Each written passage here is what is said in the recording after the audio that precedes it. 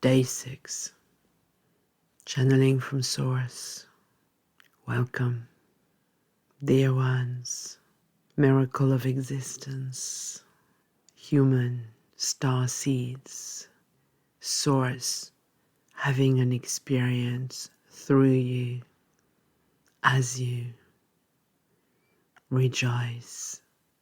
Rejoice because you are in the land of plenty, even though it is as well the land of not enough. But you can choose today, right now, to slow down, to close your eyes for a few minutes and feel your body. Feel the breath coming in and out.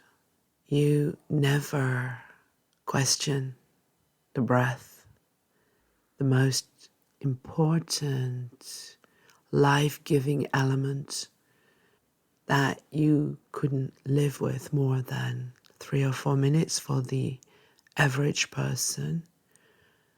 The breath, the air, freely given to you as your first source of nourishment,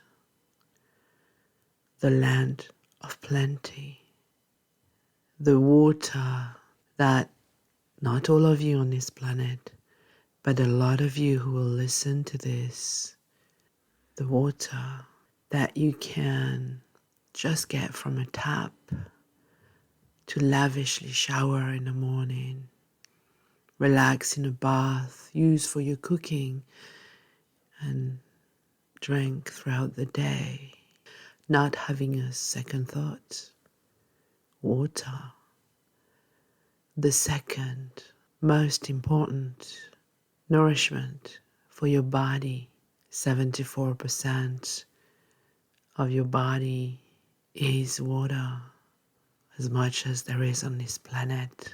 Feel the blood flowing through your veins, bringing nourishment and taking away what is not needed anymore. Really being the metaphor of bringing what serves you and taking away what doesn't serve you in a process of balance at all costs. That balance is life. Feel all the organs in your body working 24/7. Your heart beats, your liver filtering your blood every few minutes. Everything works so perfectly. And most humans are blissfully ignorant until they are challenged by a health problem or a loved one, and then they realize without the body, without health, you are limited. So rejoice in the fact that you can breathe, you can feel your body, you can move, you can talk, you can hear or feel.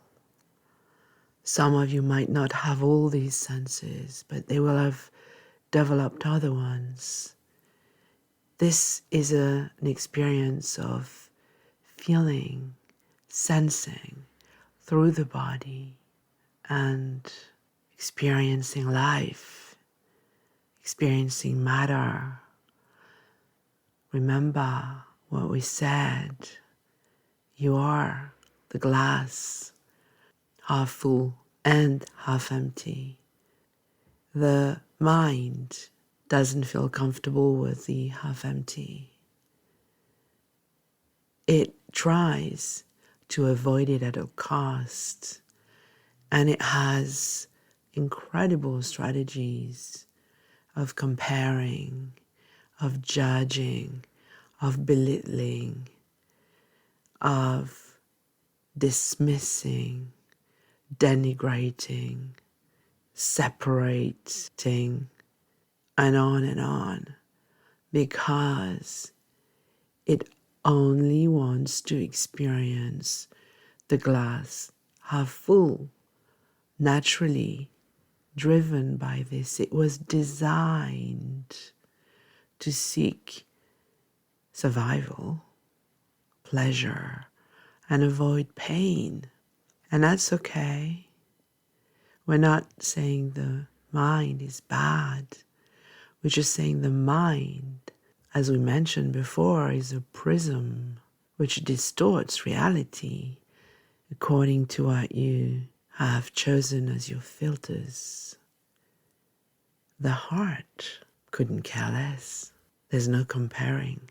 There's no need to belittle, no need to judge, no need to criticize, dismiss, reject, abandon. The heart is comfortable with everything. The heart knows that the glass is half full and half empty. And actually, it really knows that the space is the only way the glass can exist.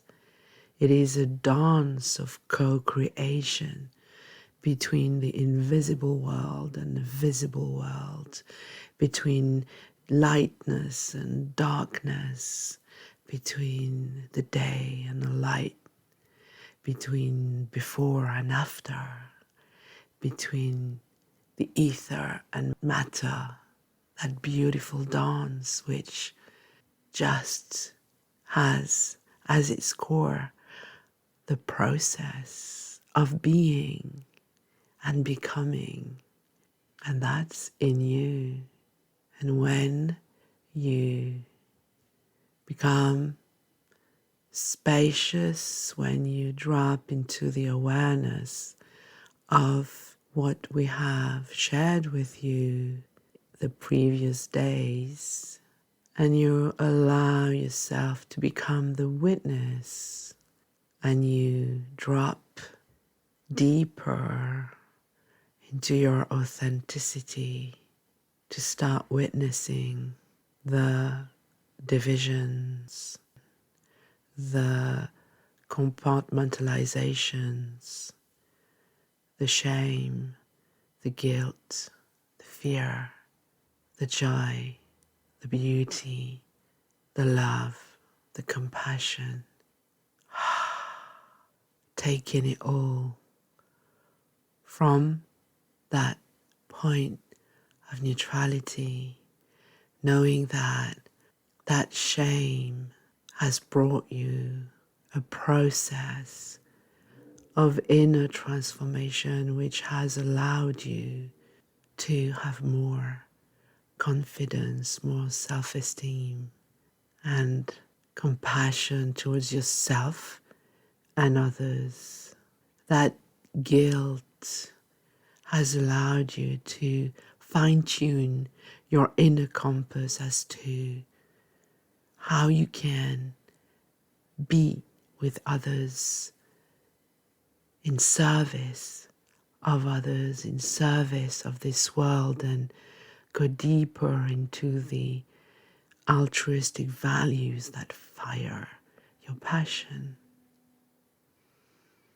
That fear has allowed you to feel where you had kept yourself small, where you were letting the voice of the inner critic overwhelm you, take over, where you hid, forgot, didn't show up for yourself, found excuses, a guide which allowed you to come out of your cocoon and crack open the shell of your own limitations. Rejoice for all of these. As we told you before, they're only messengers, only signposts. When your awareness allows you to witness these emotions with more mastery, then you grow, you evolve, you shift, you reveal and unveil the truth, the gift that is hidden behind all of these so-called negative emotions, so-called negative experiences, so-called negative people or events. On the first degree, yes, it might have been painful. It might have been challenging to feel judged, criticized, rejected, abandoned, hurt, the grief of the loss of a loved one, the challenge of not having enough money to pay for something you absolutely need to buy, or the humiliation of an event, but deep into the depth of the lake, as mentioned yesterday, there is a layer that we call the truth, we call the purity, we call the source, or the field of infinite potentialities. And every time you follow that formula for change, sacred transformation we were mentioning yesterday, yes, you will fire a new idea through your imagination, which could equally be that source, that field of infinite potentiality. So plugging, receiving, or downloading from that level, you fire a new design through the fuel of your emotion, and suddenly out of nowhere comes the other side, the so-called negative. But it isn't there as a punishment, as we've repeated. It isn't there as an impediment, something in the way because you do not deserve it. It is just there because it's a mathematical equation. As you raise your vibration into a new energy, you're going to have the glass half full, the glass half empty. And you need to neutralize both levels. That's all it is. It's not personal. But the mind takes it personally. And the mind goes into the references of the past. Oh, this is happening to me because I'm not good enough. Oh, this is happening to me because I don't deserve it. Oh, this is happening to me because I'm not clever enough. Because I'm not that, or because I'm not this. Because I'm too old, too poor, too this, too that. That's just the brain trying to find an identification from the past references to make sense. When she was at university, Nadej was told in her semiology classes that the brain deletes, distorts, and generalizes. And it is true. The brain will make up stories. If you have A and D to make sense, the brain will create B and C. So beware of what goes on in your mind. When you drop into the heart, that's where you drop into the bottom of the lake, into that inner navigation system, into that resonance. And there, when you start practicing, there you get a sense of yes or no. Is it true for me or not? That's what you can practice today. Inner resonance, and drop into yourself and start feeling the whole of who you are with no judgment. curiosity rather than comparison, love rather than judgment, belonging rather than rejection, resilience rather than control. You're doing really well.